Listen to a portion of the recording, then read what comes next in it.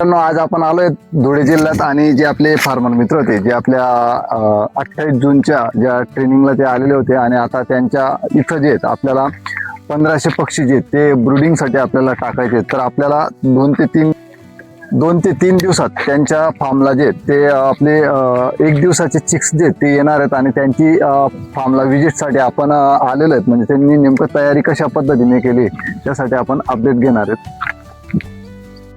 मित्रांनो, त्यांनी जी तयारी आहे, कारण की त्यांनी हा जो शेड आहे त्यांनी रेंटवर घेतलेला आहे, भाड्याने घेतलेला आहे, तर त्यांची जी तयारी आहे आता अशा पद्धतीने चालू आहे की जी त्यांना जिथं ब्रुडिंग करायची त्या जागेवर त्यांचा खाली माती होती, म्हणून त्यांनी एक सेफ्टीसाठी तेवढ्या ज्या ब्रुडिंगसाठी जो एरिया आहे त्या जागेला त्यांनी कोबा वगैरे केलेला आहे. म्हणजे ब्रुडिंग करताना आपले जे पक्षी आहेत त्यांना खालून जे ते इन्फेक्शन होणार नाही, म्हणून ब्रुडिंगसाठी जर अशा पद्धतीने खाली कोबा जर राहिला तर आपल्या पक्ष्यांना इन्फेक्शन होणार नाही.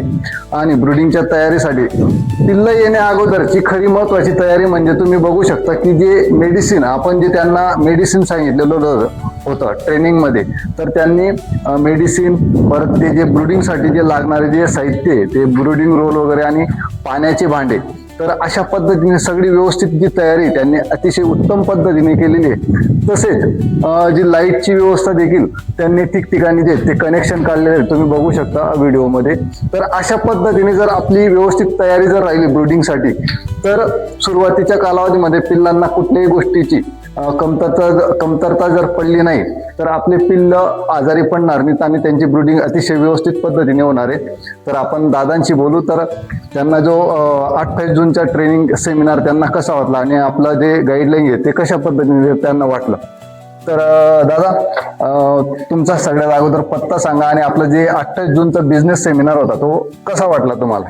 मी धुळ्याला राहिला आहे, धुळ्यामध्ये राहिला आहे मी, आणि इथं शिरोडला फार्म टाकलेला आपण भाड्याने घेतलेला. 28 जूनला यांचा आम्ही सेमिनार केला होता. चांगल्या पद्धतीने त्यांनी मार्गदर्शन दिलं आणि पक्षींची जी क्वालिटी ते सगळ्यात बेस्ट वाटली आम्हाला, म्हणून आम्ही त्यांच्याकडून मार्गदर्शन घेऊन ते सगळं पूर्ण कॉन्ट्रॅक्ट केलेलं आहे आता. बरोबर. तर आता ब्रुडिंगची तयारी चालू आहे. तर आपली जी ॲग्रीमेंट फार्मिंग बद्दलची कन्सेप्ट तुम्हाला क्लिअर झालेली आहे. हो. तर त्यांना जे त्या ॲग्रीमेंट फार्मिंग बद्दल आणि म्हणजे मित्रांनो, अगोदर बिझनेस करण्या अगोदर आपल्याला प्रत्यक्ष व्हिजिट आणि भेट देणं हे का गरजेचं आहे, तर आपला जो विश्वास आहे तो बसणं खूप गरजेचं आहे. आणि आपण आपल्या व्यवसायामध्ये एवढा इन्व्हेस्टमेंट करतो तर आपल्याला अगोदर शाश्वती करणं खूप महत्वाचं आहे. समोर येऊन पक्षी बघणं, प्रत्यक्ष नेमकं काम कशा पद्धतीने चालू आहे, तर ह्या गोष्टी आपल्याला शाश्वती करणं खूप गरजेचं आहे मित्रांनो.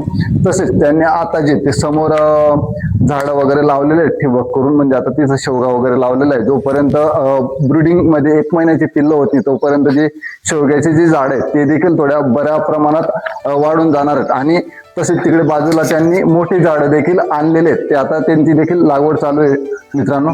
तर अशा पद्धतीने आपण जी ती पिल्लं येण्या अगोदर जर आपण तयारी केली तर आपले जे ते नुकसान होणार नाही. कारण की बरेच मित्र जे ते पिल्लं येतात आणि त्यानंतर मेडिसिन वगैरे आणतात, तर अशा गोष्टी करू नका.